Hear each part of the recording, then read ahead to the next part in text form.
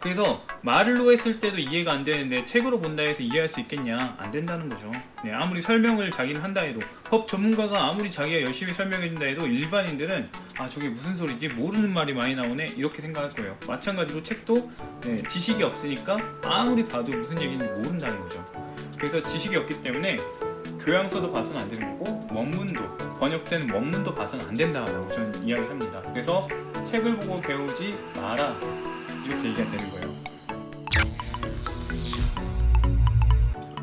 안녕하세요. 취미로 철학하는 남자입니다. 네, 오늘은 개념 이야기를 하는 시간으로 철학을 어떻게 공부해야 할지에 대해서 이야기를 해볼까 하는데요.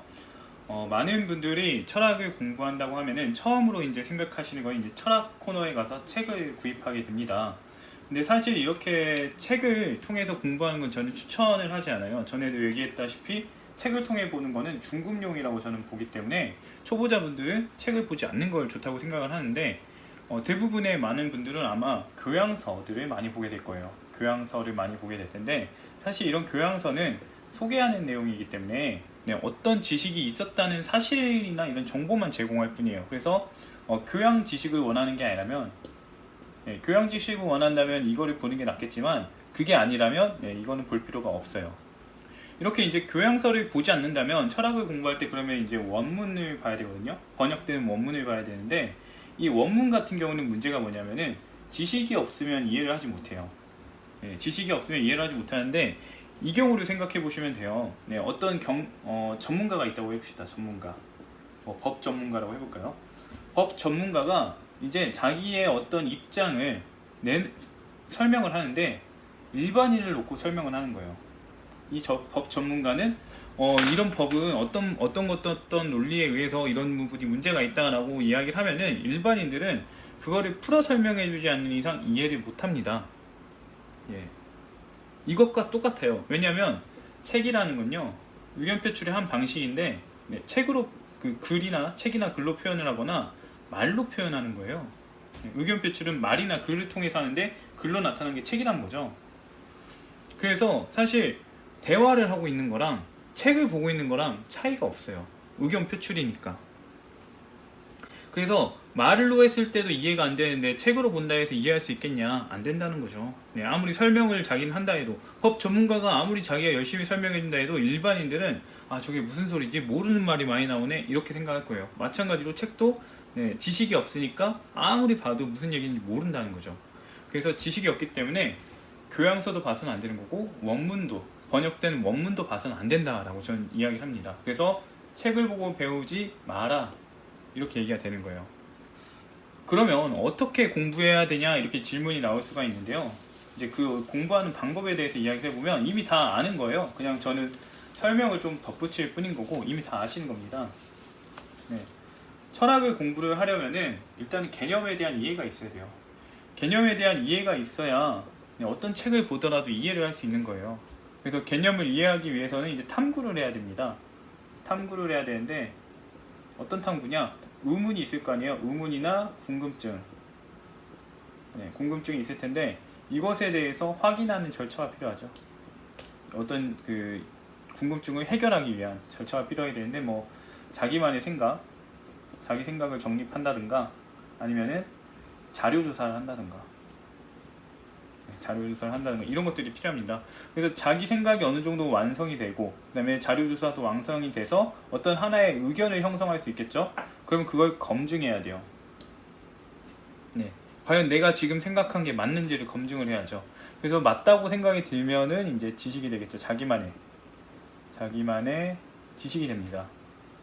이렇게 지식이 되면 여기서 끝난 건 아니죠. 왜냐면은 이건 내가 평가를 한 거잖아요. 내가 검증한 거기 때문에 타인의 관점에서 봤을 땐 틀릴 수가 있어요.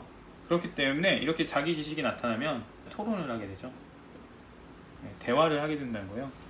그래서 이때 우리가 이제 토론하면서 획득할 수 있는 게 뭐냐면은, 첫 번째는 내 의견을 말하잖아요. 내 의견을 말하면서 이를 통해서 설득하는 기술을 얻을 수 있고요. 그 다음에 타인의 의견을 보잖아요. 타인의 의견을 보면서 이해하는 능력이 돼요. 이해력이 생겨요. 이게 왜 그러냐면, 나든 타인이든 간에 자기가 틀렸다고 생각하면서 말을 하진 않아요.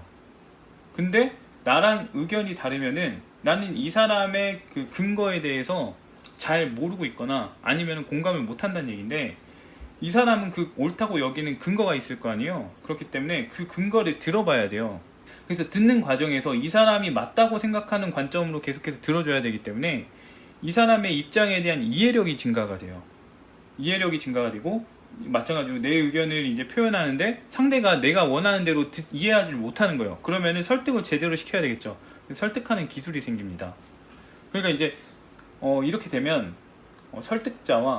설득자의 입장과 듣는 자, 청자의 입장, 네, 이런 입장에 대해서 이해를 하게 되죠. 네, 이런 그 노하우가 생겨나게 되면 어떻게 되느냐? 책을 이해할 수 있는 기술이 생겨요. 책을 이해할 수 있는 능력. 네. 앞서 말했다시피 책이라는 건 저자의 표출이에요. 그러니까 다르게 말하면 화자죠. 화자의 표출. 그러니까 화자의 관점에서 이 사람이 어떤 방식으로 설득하고 있다라는 걸 알 수가 있게 되겠죠. 그 심리를 알 수 있겠죠. 저자의 심리를. 네, 설득하는 걸 통해서. 그리고 이제 우리는 책을 보는 입장에서 책을 보고 이제 다른 사람이, 저자가 청자한테 얘기를 하잖아요. 타인의 의견을 우리가 듣듯이 이 이해력을 바탕으로 저자의 말을 이해할 수 있는 능력이 생기는 거예요.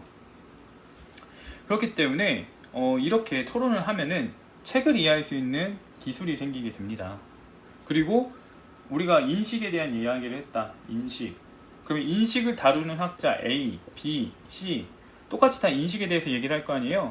그러니까 이 인식에 대한 우리의 입장이나 이런 것들을 잘 가지고 있게 되면은 이런 학자들의 이야기를 이해하는데 어려움이 없다는 거예요.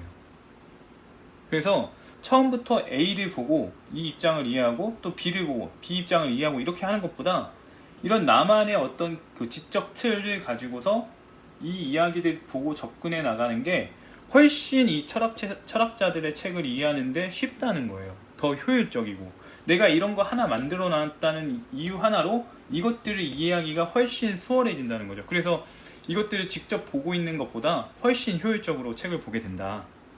이런 이야기를 해줄 수가 있는 거예요. 그리고 이제 이렇게 해서 앞서 말한 설득하는 기술이 늘어나게 되고 이해할 수 있는 능력이 늘어나게 되면 어떤 게 생기냐? 내가 이런 베이스를 지니지 않아도요, A를 바탕으로 한 베이스를 만들 수가 있어요. 예. 왜냐? 이해를 잘하기 때문에 왜곡하면서 해석할 여지가 적어져요. 그리고 설득을 잘 할 줄 알기 때문에 이 사람이 어떤 의도로 말했을지에 대한 추측이 더 쉬워져요. 그렇기 때문에 우리가 이제까지는 탐구를 해서 자신만의 지식을 얻고 그 지식을 토론하면서 뭔가 확고한 능력이나 이런 것들을 거쳐서 이제 검증된 지식을 얻었어가지고 이런 지적 체계를 마련했었는데, 이 사람과 그냥 이 사람과 실제 존재하지 않는 사람, 실제는 죽어 있는 사람이지만 이 사람과의 토론을 통해서 이제 우리는 어떤 형성을 할 수 있다, 지식 체계를. 그래서 지금 초보자들은 문제가 뭐냐? 설득에 대한 것이나 이해에 대한 것이 그렇게 발달하지 못한 수준이기 때문에 개념을 정리하면서 이런 인식 체계를 형성하는 법도 파악을 하고, 그 다음에 타인을 설득하는 것도 파악할 줄 알아야 되고, 이해력을, 다른 사람을 이해할 수 있는 능력도 길러야 되기 때문에 일단은 초보자들은 이 과정을 거쳐야 된다고 보는 거예요. 그리고 나서 어느 정도 이제 철학에 대한 해설을, 내가 공부한 분야 인식에 대해서 했다면 인식에 대한 해설을 A, B, C에게 적당하게 해줄 수가 있다면은, 그럴 수 있다면은 다른 책, 내가 전혀 모르는 책을 보더라도 분명히 내용을 파악하는데 노하우가 있다는 거예요. 그래서 정리를 해보면, 초보자고 전문적으로 해보고 싶다 그러면요, 개념 공부하시고요, 자기만의 입장을 만들어 보시고요, 토론을 하셔야 돼요. 토론을 하시면서 타인을 무시할 게 아니라 왜 맞는지를 묻는 연습을 하셔야 돼요. 그리고 거기에 대해서 이제 합리적으로 판단할 수 있는 게 필요한데, 사실 토론할 때 가장 좋은 노하우 중에 하나는 성숙한 사람을 상정하는 거예요. 성숙한 사람을 상정을 해가지고 이제 이런 토론 자리에서 나는 지금 A로 이렇게 대응을 하고 싶은데 성숙한 사람은 어떤 식으로 이 상황에서 행동을 할까 생각을 해보는 거죠. 다양한 의견을 존중해준다고 성숙한 게 아니라, 내가 틀렸다고 이 사람, 성숙한 사람도 다른 사람의 말을 들었는데 틀렸다고 생각을 할 수 있잖아요. 그럼 그 사람이 틀렸다는 걸 어떻게 표현하고 그런 걸 어떻게 논증 과정을 거쳐서 그 사람을 대우를 해줄까 이렇게 볼 거 아니에요. 뭐 인격적으로 대우를 해준다기보다는 어차피 토론이라는 대화는 서로에 대해서 지적인 부분에 대해서 지적이 있을 수밖에 없어요. 네, 그렇기 때문에 어떻게 지적할 것인가, 네, 이거에 대한 가이드라인을 이 성숙한 사람을 상상하면서 얻을 수 있을 거예요. 그렇기 때문에 토론할 때 성숙한 사람을 상정해 보시고 내 행동을 비추어 와서 과연 내 행동은 성숙한 사람의 태도였을까. 뭐 성숙한 사람은 인격 비방은 하지 않겠죠. 모독이나 이런 것들, 예, 이런 것들은 하지는 않겠죠.